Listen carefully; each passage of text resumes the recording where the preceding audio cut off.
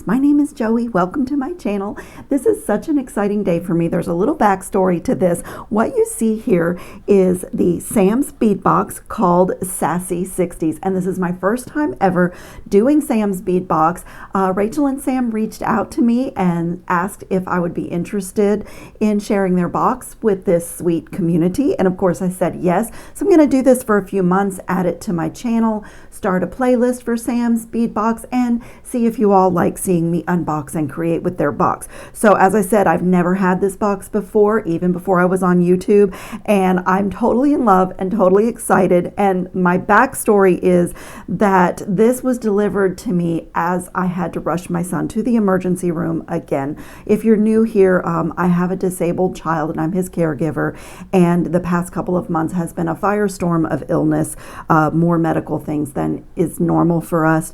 But I was so excited because I was literally waiting for this. So I grabbed it and put it in my tote bag, and I was sitting in the hospital for the last few days looking at these beads and designing in my head, and I could not wait to get back to unbox this and create. So I've already designed several projects. I'm going to do one right after the unboxing, but I have to tell you, this is really impressive. Look at this color palette. It's so stunning. I love everything in it.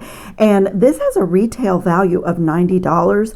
It is like, this box is really, really packed. So I'm going to try to do this unboxing fairly quickly, but there are some delicious things here.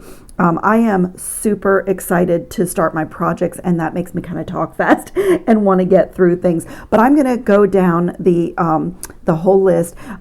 Sam and Rachel designed this based on some insights from their grandmother and what she remembers of fashion and style in the 60s. And so the little like write up on the box was very, very sweet. So I'm going to start out with these Czech glass melon beads. They're a 60s sunrise mix, and there's a 9-piece strand. And like, again, I just love this color combination. I love that this box is dotted with pink because that's my favorite color, but it's just so vibrant and fresh. A few of my next little bead were off the strand, but that's okay. This is one of my favorite beads in the box. It's a square pink opal 8mm bead, and it's a 25 piece strand. And so I'm going to come back in another video because I've designed a project with these beautiful little square beads, and I love this opalescent color, just absolutely beautiful. This is one of my favorite colors in the whole world, and I love the geometry of squares and cubes and like angles, which is very 60s vibe. And you know, I just of course love pink, but it's so pretty when you pop it with turquoise and orange and yellow. And of course, if you've been around, you know that I'm a gold girl, so I really love the gold finishes going in with all of these. It's just so beautiful. The next thing on the list is a druck. It's crystal with a pink silk accent. There are 60 beads on this strand. I absolutely love pink silk in the Czech glass line of beads, and a druck is a smooth round with, it means it has no fluting or facets or table cutting, and it's just a perfect little 4mm spacer bead. I just love this. Honestly, you could just do a sweet little bracelet just with this. Or with this, you could extend the length of any of the other strands because it's that really sweet size. I think this might be my favorite bead in the whole box, although it's tough to say that. This teardrop bead is absolutely amazing. It's called Teal Waters Mix. There are 12 pieces on here. It's such a beautiful everything, size, everything, 9.5 by 12.5mm, and the glass is just stunning. Each bead is a little bit different, going from this kind of milky blue into the crystalline that you can see through it, which gives it an opal, like an opalescent look. Look at this bead, you know, kind of coordinating perfectly with the opalescent look of the pink. I definitely want a pair of earrings out of these beads. I want that for myself, and then I'm going to go from there. But I just love these. I wish you guys could hold these in your hand. I could have 1,000 feet of those and not complain at all. And then this is a really amazing bead. A couple of mine are off the strand.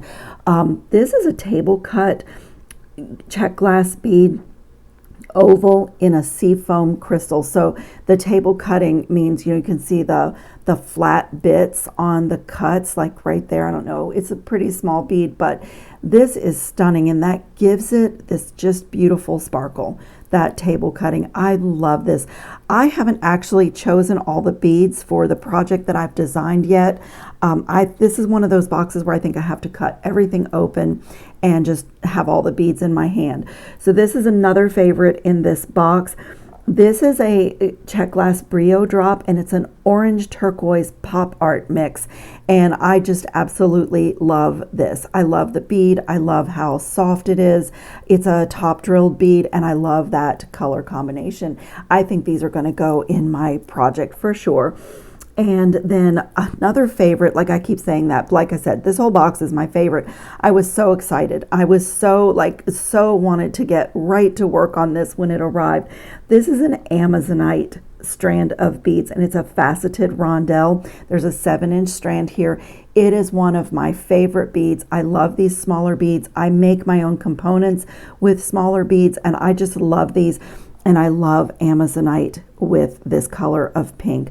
I mean, just if all I got was those few little strands right here, I would be in, it would be happy in Joey land. So I do totally love those. We got this orange aventurine faceted round 6mm bead. It is absolutely a stunning little strand of beads. The facets are perfection. The sparkle and, the weight and the coolness of the gemstone, absolutely wonderful. I mean, it is so hard to say this is my favorite, because that's also my favorite. They're all my favorite. It's so beautiful.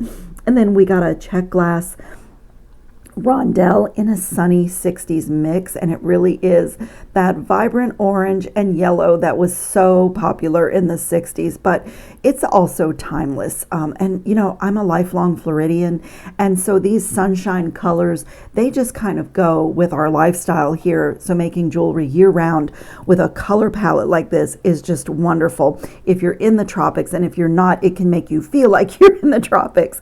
And then this is like another thing that to me is like essential in any design, is to have some really high quality metal to space things out and accent things, and this is absolute perfection. This is a hematite wavy Heishi disc bead, and it's gold plated, and there's a 5.5-inch strand here, and they just have such a nice weight. They're just perfect to go with the Czech glass and the gemstone. The next thing is yet another favorite. You guys, this box is so good. This is a turquoise luster 4mm Czech glass bicone bead, and it is one of my favorite Czech glass beads. The Lucerna bicone is a larger version of this, but I just love pressed glass bicones because you get all this geometry and dimension, but it's still soft. It doesn't have sharp edges like larger crystal bicones do. And this is a 4mm. There's a 50-piece strand here. So I absolutely love seed beads for doing spacing and for adding into larger beads, but using a little bicone bead like this as a spacer is like really upping your game from seed beads. It is just so wonderful. And I love petite jewelry, so even if you just strung this with like a 15-0 seed bead in between each one, you get this beautiful layering stacking bracelet. I get a lot of questions about what to do with really small beads, and when I hold these, I just think of so many possibilities, from dainty jewelry to even creating a component out of it and adding it into something so you get that dimension, but you make the bead a little bit larger scale doing it that way. And then this is such a fun strand.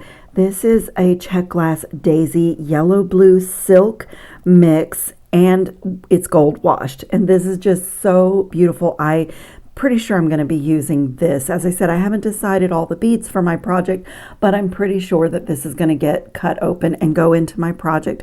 And then there's a Czech glass rainbow metallic 6mm melon bead. This is such a classic bead, and it's glass, but it does look metallic, and it goes so beautifully with all the golds, and you'll see what else is in this box. So this is another favorite strand. I love both of these beads. I love the way they are strung. This is a barrel bead that's 6 by 8 millimeter, and then it's spaced out with these little saucer or disc beads. And I love the look of this, but I am a big fan of both of these bead shapes. I just love all the shapes and textures you can create in your jewelry with these shapes. And then I could have like 1,000 of these little connectors. I love these so much. This is a diamond link, and there's 10 pieces here. They are just so cool. It's just a sweet, simple little link, but it's something that I don't have. And this kind of triggered my whole first design. So you'll see, I'm going to create an artisan chain using these links, but I'm not going to use all of them. Some of these are going to go in my next video because I've also designed a bracelet with them. I just think those are so wonderful. Amazing. This is a Flower Power Teal Shimmer 18 millimeter 2-piece set Czech glass flower. I absolutely love those, and these are awesome. These are table cut, and it's a freeform Czech glass diamond aqua. I just love that. When I looked at this, I thought if you did a herringbone wrap around these beads, it would really highlight this freeform, really organic shape. But there are 2 of them, so you could do earrings, you could create a focal with the 2. They are just wonderful. I love the color, and I love the way the edge takes on this kind of frosted look, and the center, you know, you can see through it. It's just so, it's just gemstone so cool. Donut bead. It's a dyed marigold yellow, and it's a chalcedony gemstone, and it is just a wonderful, wonderful color, shape, size, everything. I love the weight. This is just so pretty. And you know, this shape is it has a very 60s vibe, this donut bead. And you can do such simple things with these. You can literally just put like leather cord through them and have a really fast pendant. It's just so wonderful. I don't want to put it down because gemstones just feel so good against your skin and in your hands. And if you like to fiddle with your jewelry, a pendant out of that is just really a wonderful thing. And then up next is another favorite in this box. These are Starburst Oval, and it's a marigold opal mix. I just love this. I love the profile of it. I love that little sunburst, the gold wash. This color is just absolutely delightful. It's just so pretty. And then we got a 3-piece set of a daisy coin in an orange opal mix, and this has a copper wash on it, which, you know, again, if you have been on my channel at all, I love mixing copper and gold. Those are my 2 favorite metallics when I'm making jewelry. And then these are so unique. These are retro wooden drops, and they are in a beautiful walnut laser cut. They're lightweight. They have even 60s, even a 70s vibe. I just love these. So like you could really make big, bold, chunky earrings out of these and not have the weight, because they make quite a statement, but they don't have the weightiness of if this was in metal. But also when I look at this, I think how beautiful a leather or a boho knotted cord lariat would be with these 2 drops at the bottom. And you can get crazy with these because of all the openings.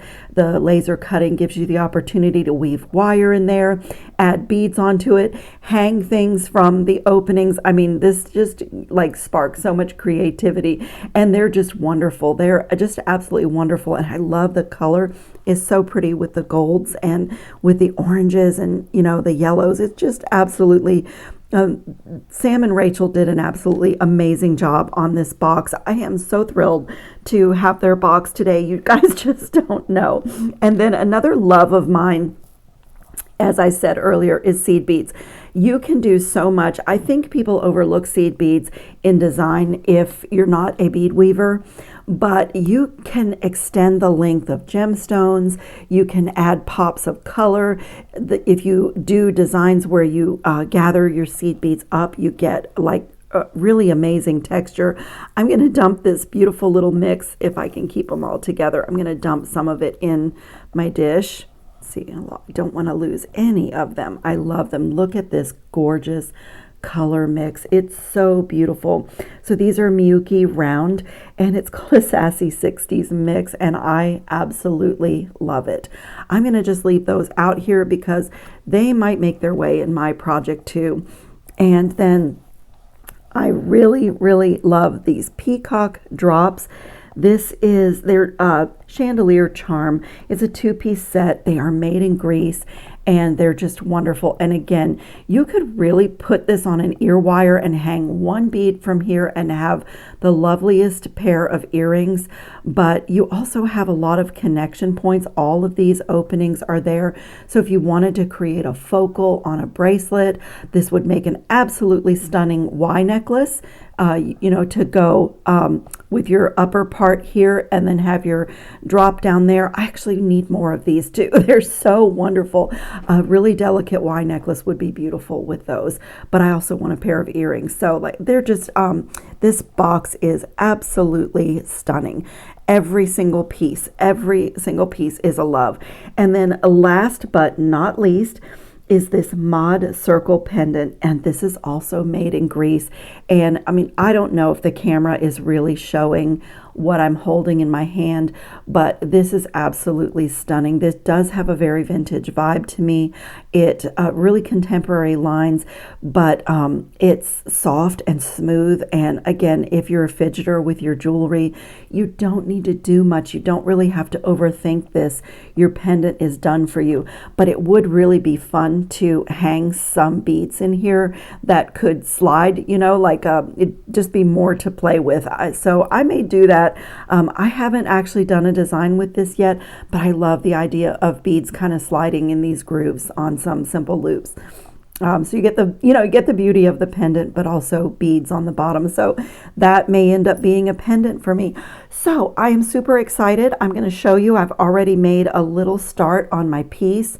I am going to make an artisan chain using the little diamond links as connectors, and I've created little hammered simple loop links.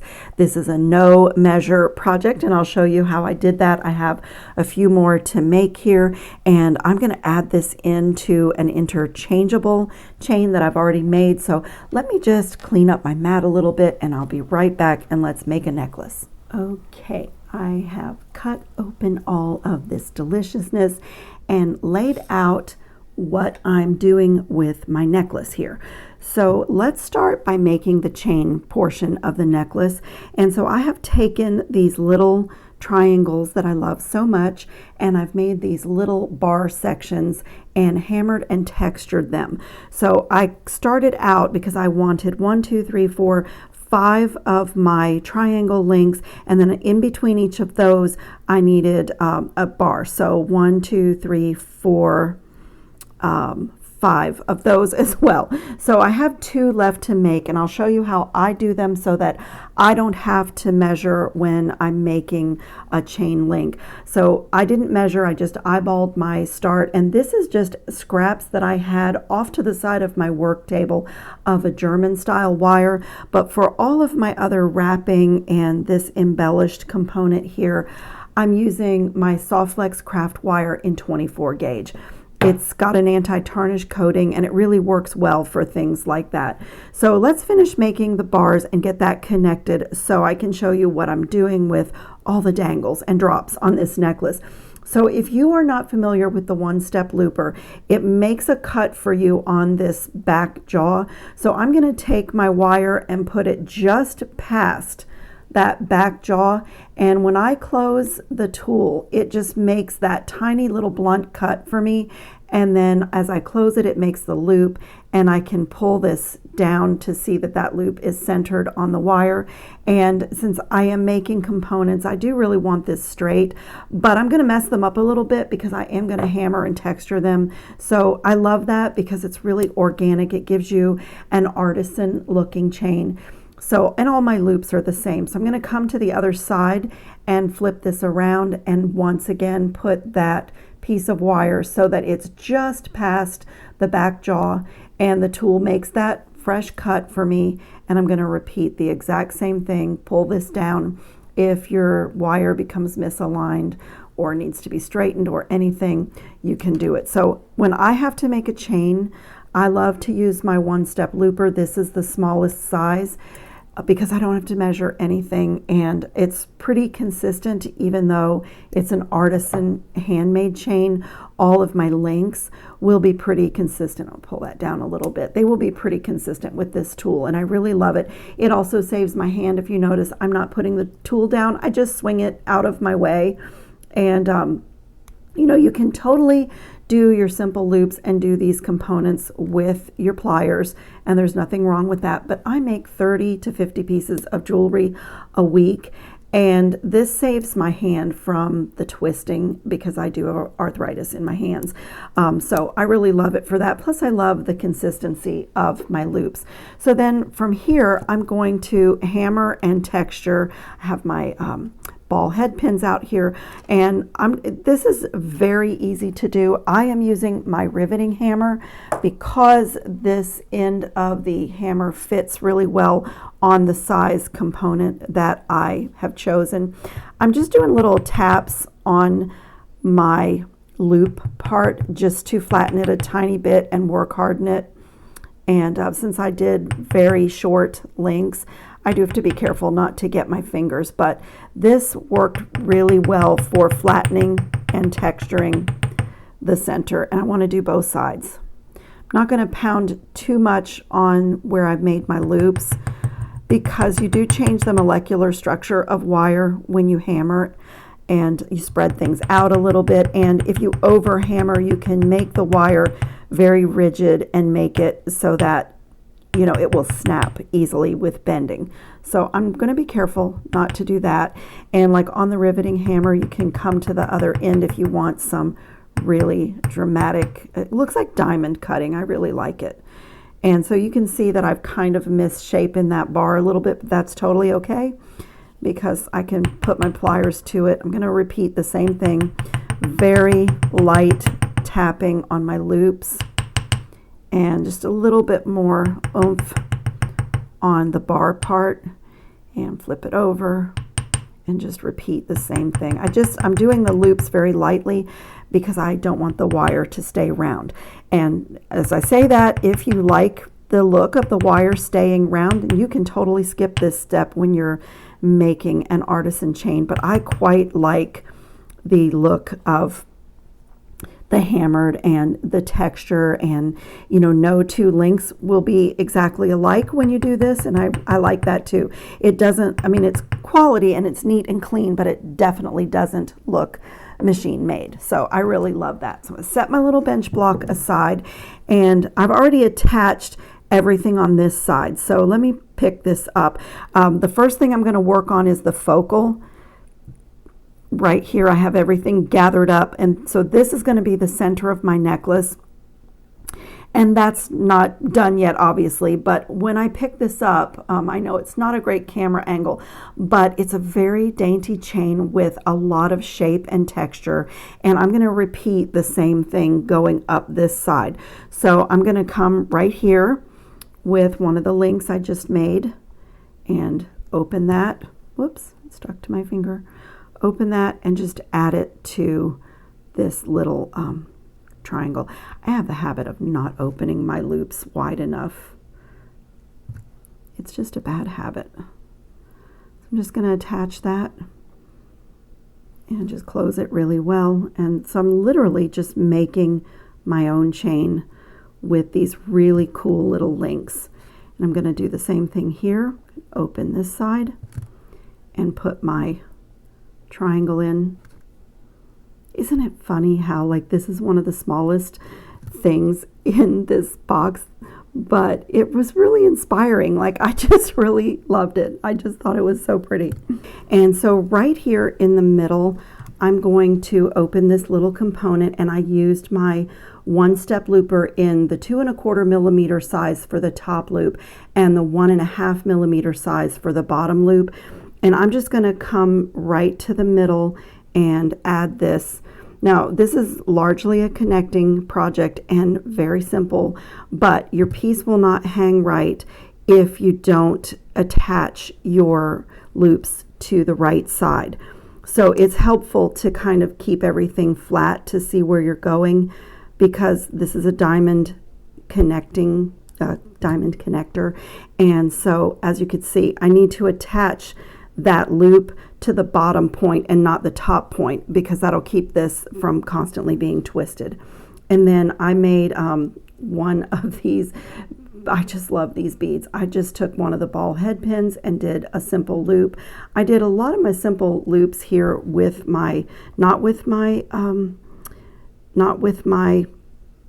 one-step looper, and I'll show you how I do them by hand if you've never seen it before, just because on my ball head pins are like 21 gauge, and the one-step looper doesn't give me a great loop on super thick wire or super skinny wire.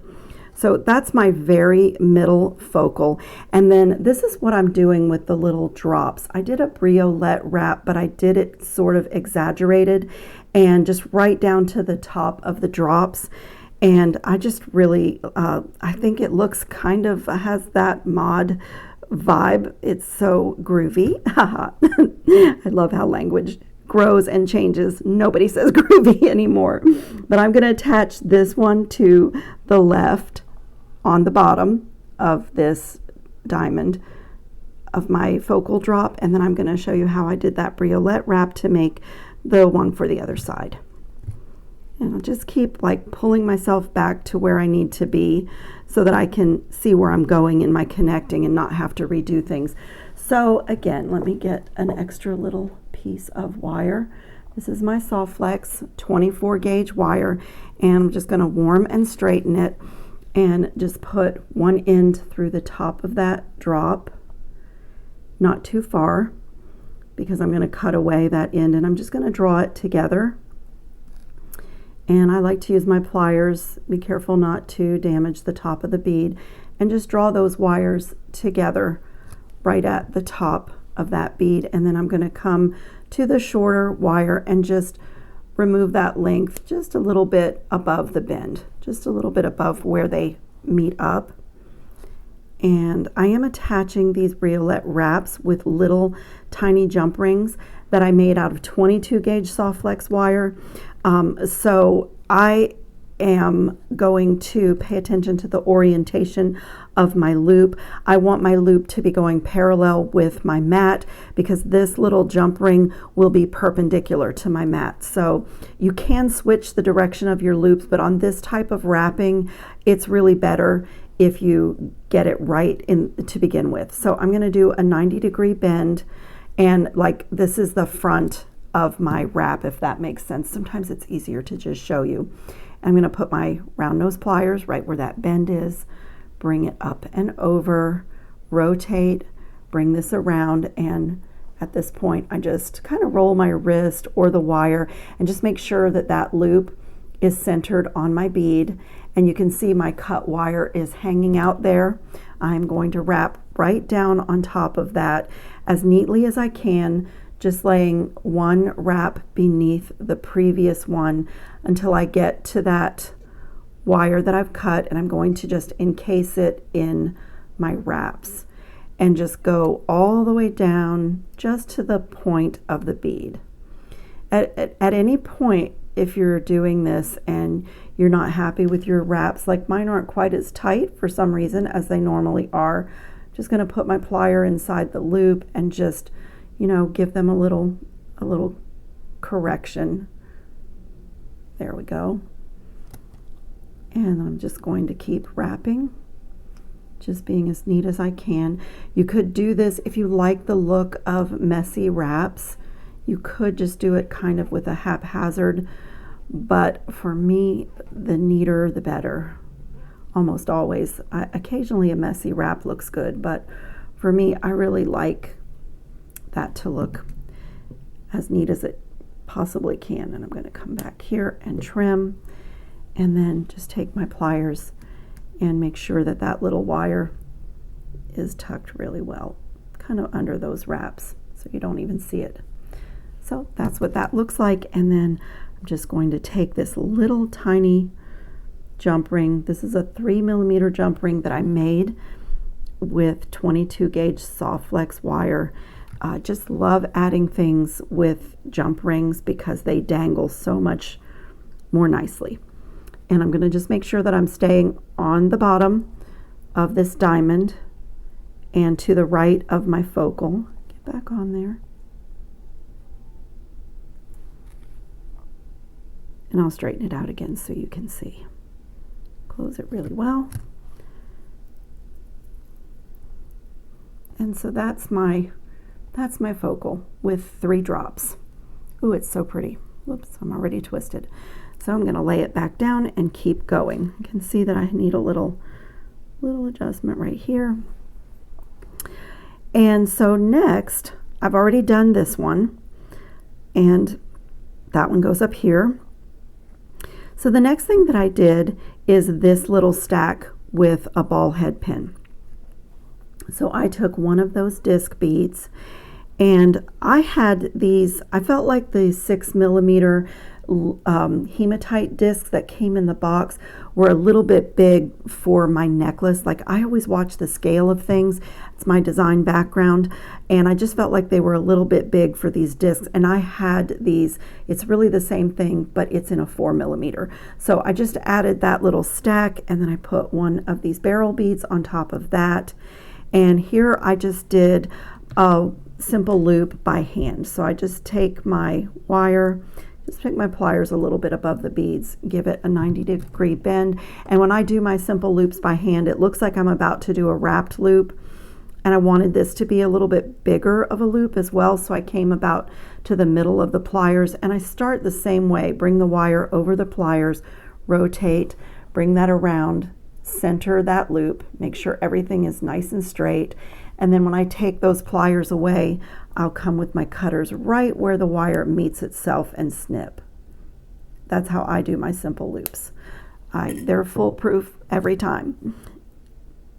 And then I'm going to open that and add that to the bottom of this triangle. I am right hand dominant, so when I get up to this side of things, it's a little tricky for me, only because I'm trying to stay under the camera and keep everything laying straight so that you can see how I'm connecting things.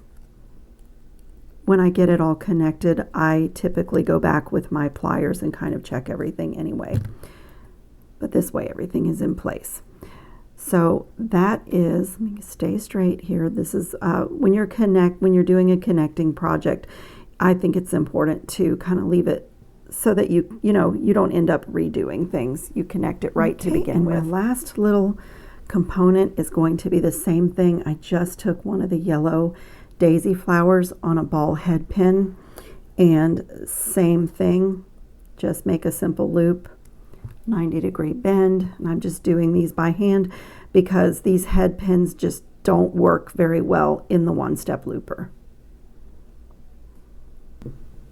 Okay, so now on this one, I just took 5 links of chain that I had, and I am dangling the daisy flowers from a chain just because I didn't want a cluster here. I wanted to be able to see my drops. So if you can see here, let me zoom in a little bit for you. If you can see here, it just makes the flower hang beneath this drop. And also, if you can see, the method to my madness here is that I have 3 drops here. There will be 2 here, 1 here, and then I'll go into the body of the necklace and alternating the colors and let's see, alternating the colors and the beads and kind of staggering the links. So here again, a really small little jump ring that I made. So all these little jump rings are anti-tarnish. I'm just going to slip that on this chain.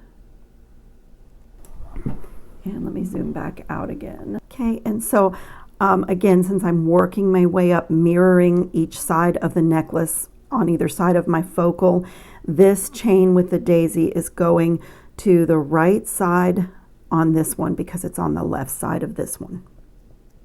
That's just the little pattern that I came up with. Okay, and then I'm going to do the same thing on my last diamond. Just take one of those little jump rings and add my single blue teardrop that's been briolette wrapped to my last diamond. And just again, keeping it straight, come to this side. So pretty. So I just created this little component that has two of those barrel beads, the gold spacers, and I embellished the component with my leftover wire.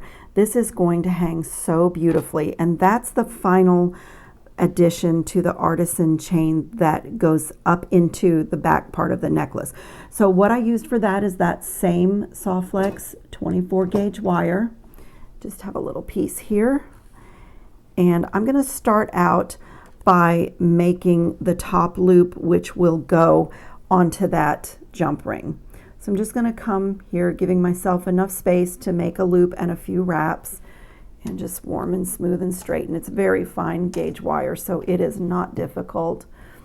And I'm going to do a normal wire wrapped loop here. Let me check my size that I did. I did it about there. And I'm going to just make a loop.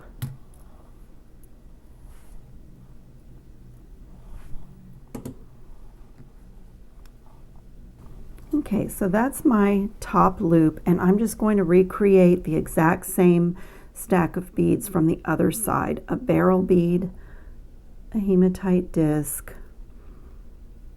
a turquoise daisy, a hematite disc, and a barrel bead.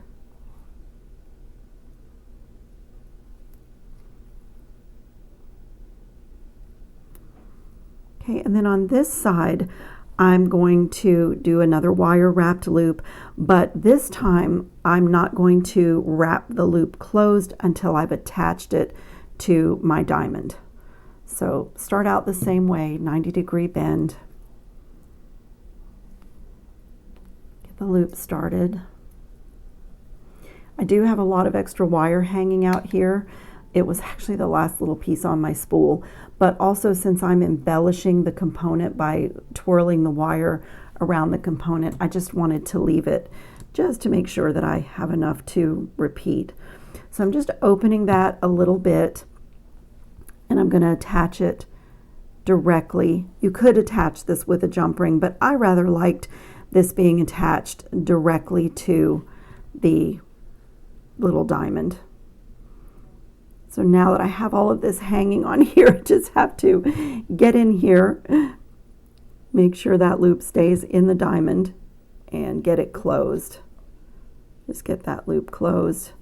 And now I'm just going to come in. Let me turn it this way. Just come in and wrap down to my beads. And then I do have to pay attention to the direction of these loops so that this lays, my flower stays facing forward on the necklace. Going to wrap right down to my beads. Okay, so on this side I need both of my loops to be going in the same direction, and they look like they are just right, but I want to face my flower bead forward, so it's going to look the same as this side, you see. And then with my leftover wire, I am going to embellish these beads just by simple wrapping, and it's really fine gauge wire, so it's easy. I will try to copy what I did on the other side. So I'm going to just go across this, orange bead, and I'm going to go around. Let's see, I went behind, and then I'm going to come across my daisy bead, and then go behind again and come across my top bead, and then I'm just going to finish up by a few wraps right on top of the wraps I already did, and just trim. And you could totally skip that step, but I love the look of wire laying on the beads. I think it's such a pretty embellishment, and again, it's another thing that makes it not look machine made, makes it look, you know, like an artisan piece. And the last thing is to put my gold-filled diamond cut jump ring on the back, on the loop. Get that closed really well. This is both dainty and a statement at the same time, if that's even possible. So let me lay it out here in the direction it's going to go. Just like that. Oh, it's so pretty. This is going to be really pretty, probably more beautiful on than it is on the mat. A lot of things are like that. And then if you did not see this video, I can link this one.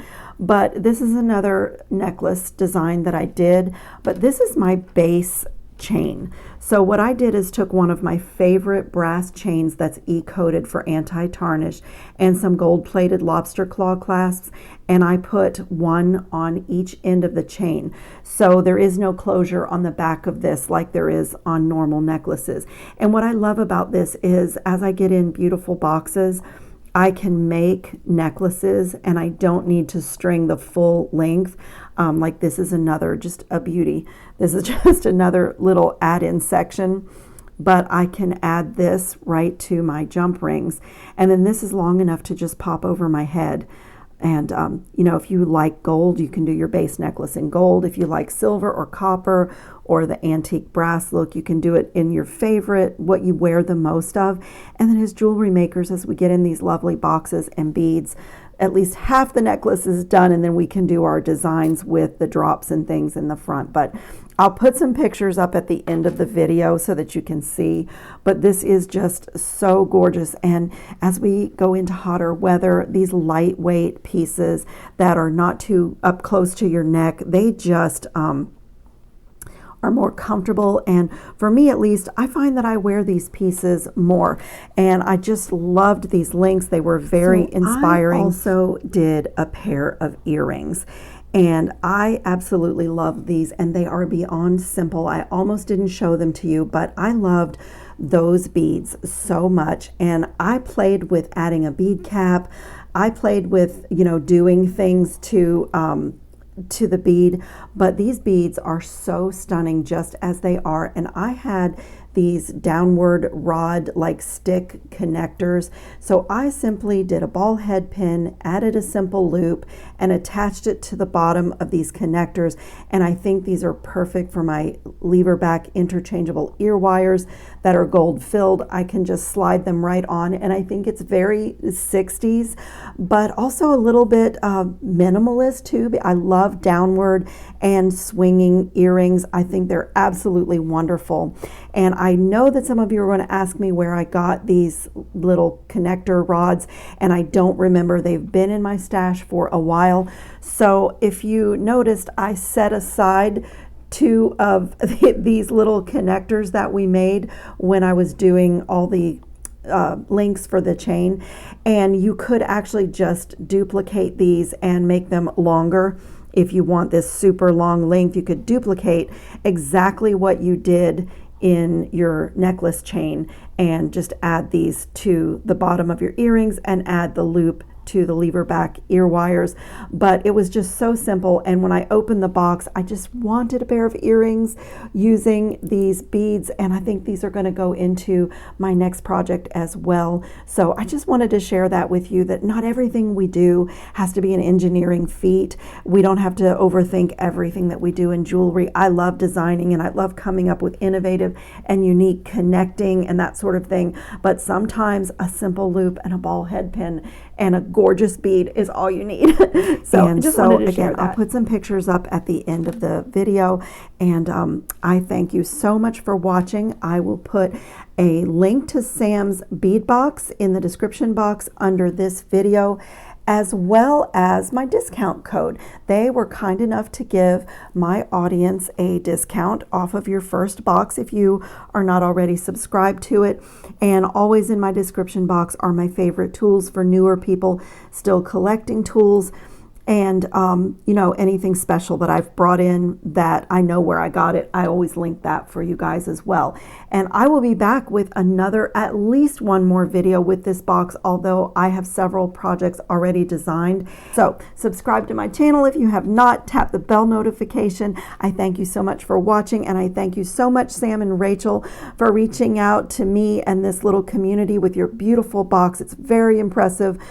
For my first time with the box, I have to say I love it, and it was very exciting and very inspiring.